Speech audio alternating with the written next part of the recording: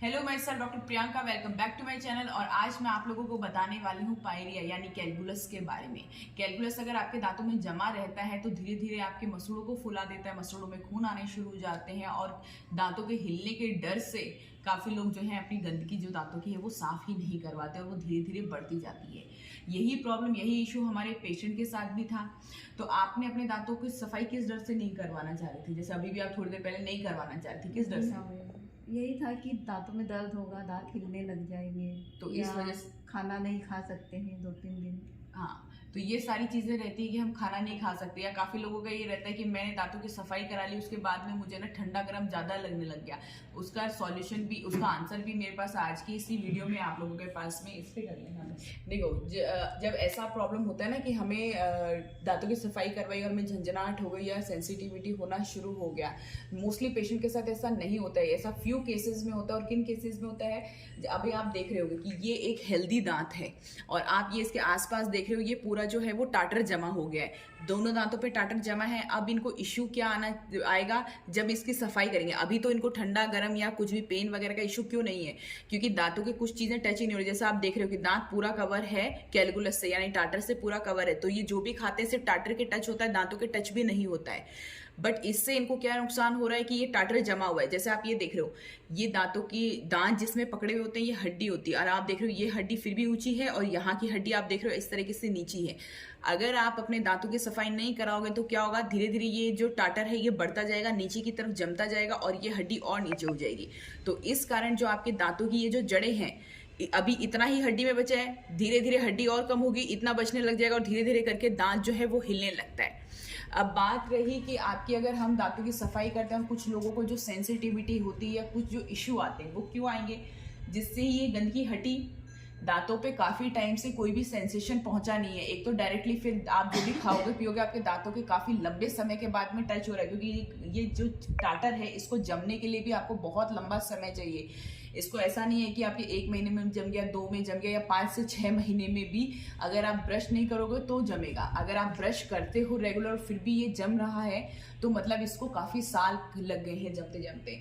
तो क्या रहेगा, जैसे हमने ये साफ किया, क्लीन किया, तो दांतों का डायरेक्ट कांटेक्ट आ जाएगा, जो भी आप चीजें खाते हो उससे डायरेक्ट कांटेक्ट आएगा। तो आप ये देखो, ये जो रहती है पतली सी दांतों की नसें रहती हैं।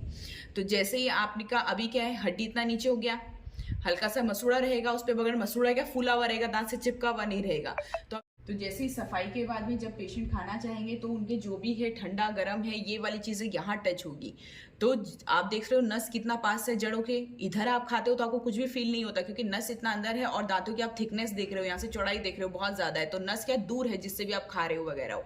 और ये आपका जो लेयर है ये इनेमल लेयर है, ये सबसे स्ट्रॉन्ग लेयर होता है। तो यहाँ नीचे देख रहे हो, यहाँ पर ये लेयरिंग नहीं होती है, तो आप जो भी खाओगे इधर टच होगा तो ज्यादा सेंसिटिविटी होती है। बट इस डर से आप अपने दांतों की सफाई नहीं करवाओगे तो धीरे धीरे क्या होगा, गंदगी नीचे आती रहेगी और आपके पास में भी इधर भी फैलती रहेगी। तो 2 दांतों की बजाय 4 दांत खराब हो रहे हैं, 4 की बजाय 6 हो रहे हैं। ये हमेशा जोड़ों में आपके दांत खराब होंगे। ऐसा नहीं कि सिर्फ गंदगी एक ही तरफ बढ़ रही है, वो बराबर बढ़ती है दोनों साइड। ठीक है, तो ये जैसे कि एक्सरे अगर आप करोगे, जैसे अभी पेशेंट को भी यही था कि हमारे दांत हिलेंगे नहीं हिलेंगे, तो इसलिए हमने सबसे पहले एक्सरे किया। एक्सरे में क्या, जड़ अभी इतना इतना है अंदर, तो चांसेस कम हैं दांत हिलने के।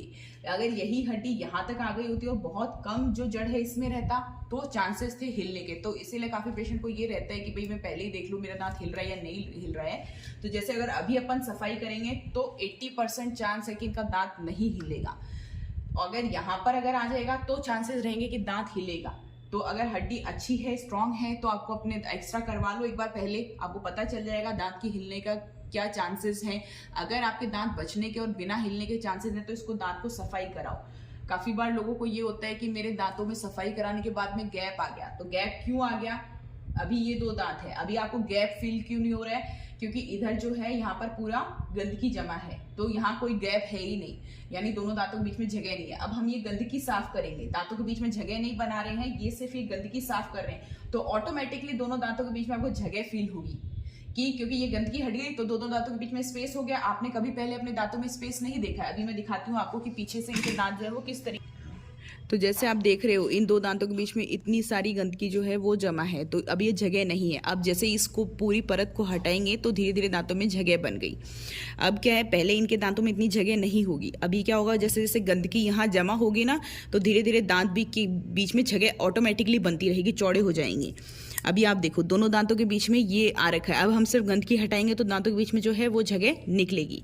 बट इसके बाद में आपको जो है बाद के स्टेप रिपीट करने हैं। अगर आप नहीं करोगे तो देखो नीचे जो है आपको रेड रेड दिख रहा होगा, पूरे मसूड़ों में जो है वो नीचे सूजन आने लग गई है। तो धीरे धीरे क्या रहेगा, इनको गम मसाजेस भी करनी है, इनका माउथ वॉश भी चलेगा, साथ में इनका जो मेडिसिन है वो भी चलेगा, जो इनके मसूड़ों को वापस इनके दांतों के चिपकने के लिए हेल्प करेगा।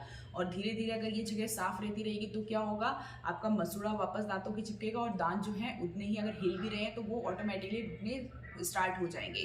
तो अभी इनकी क्लीनिंग करते हैं, देखते हैं दांत हिलता है नहीं रहता, और दांतों का जो क्लीन कर देंगे उसके बाद में क्या सिचुएशन रहेगी, किस तरीके की रहेगी, वो वीडियो के लास्ट में आपको ज़रूर दिखाएंगे।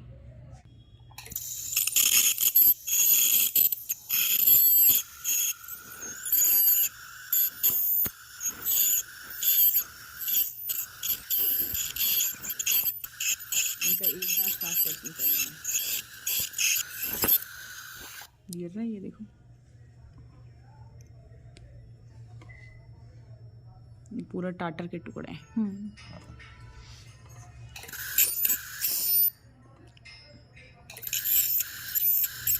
छोड़ो छोड़ो।